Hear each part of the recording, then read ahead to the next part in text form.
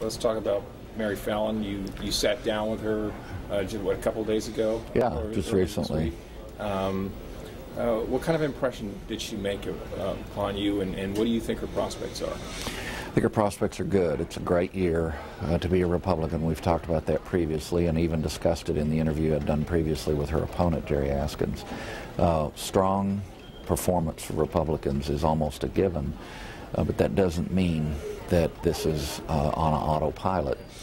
What I was impressed about with Fallin in this particular interview was she was very well prepared. She knew the issues thoroughly, was very conversant, able to talk about the budget situation. She seems very determined and very conservative, and that's kind of interesting because sometimes you get some temporizing of candidacies in general elections, and I thought it was significant. She's running as a conservative, and from everything she's laying out, she says she's going to govern as a conservative. Very specific plans to pull together if she is victorious, her cabinet as quickly as possible, and the agency heads of the various agencies, many of whom will remain in place because they're governed by commissions, and pull them together to look at an aggressive attack on spending issues.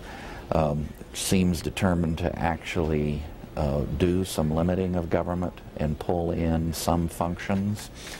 And that's kind of interesting because, again, often in general elections, candidates begin to back away from things they talked about in primaries.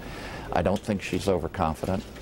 The day that I interviewed her and talked to her, she was at the front end of a day, and the day before had gone 16, 17 hours. And again, similar to if I dare say, a Jerry Askins type work ethic. Fallin's working hard, and she's going to be tough to beat. Voter registration. Very interesting.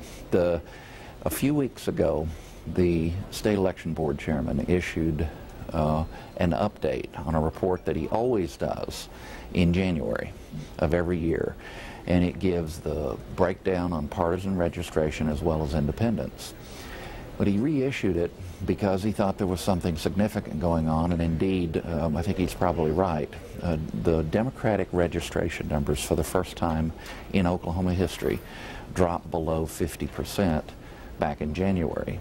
And what Mr. Xerox showed with data, with numbers, was that that continued to erode from 49% of all registered voters to 48.3%, and they actually lost about 1,700 raw numbers in terms of registrants. The Republicans, on the other hand, continued to gain about 18,000 net since January. All that's interesting. The really significant, and by the way, Republicans about a little under, I think it was a little over 40%, if I remember right. Yeah, not quite 41. Now then, here's the really interesting one. In 1980, the independents amounted to 1.4% of the Oklahoma electorate. They are now over 11%.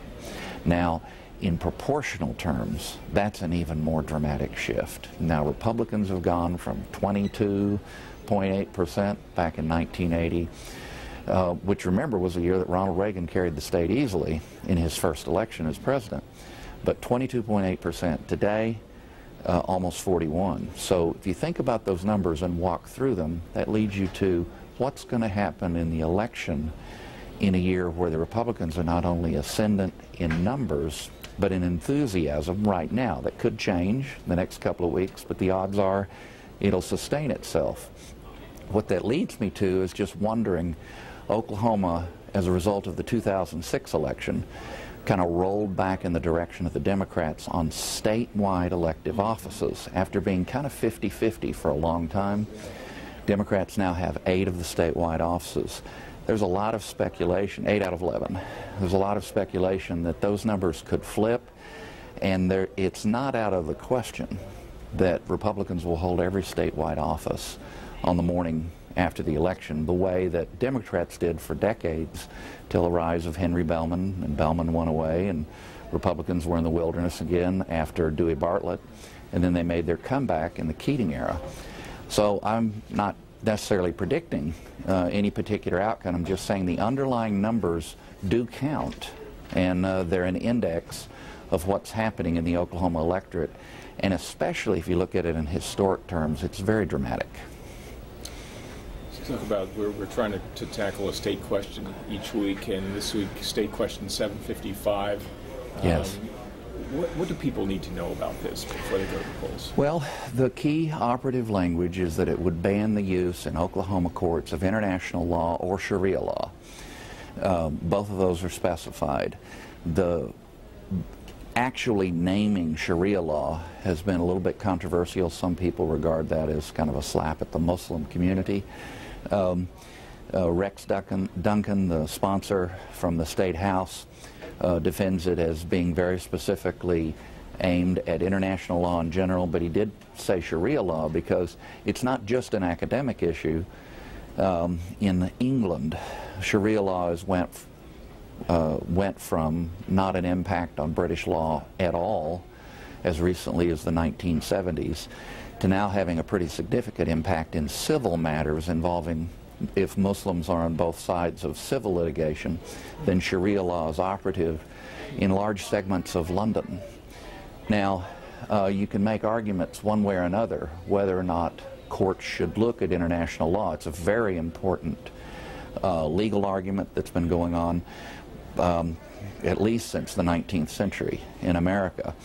The argument that's made is that there's a danger in decoupling from our tradition. If you're in this country and it's a legal matter, shouldn't it be settled on the basis of American law?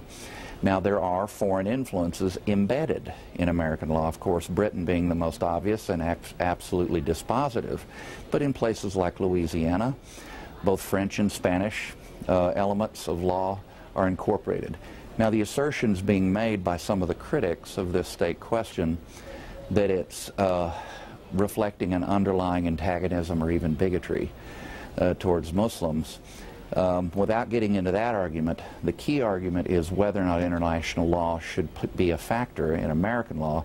And this is an argument that's not esoteric. It's going on in the U.S. Supreme Court even this session.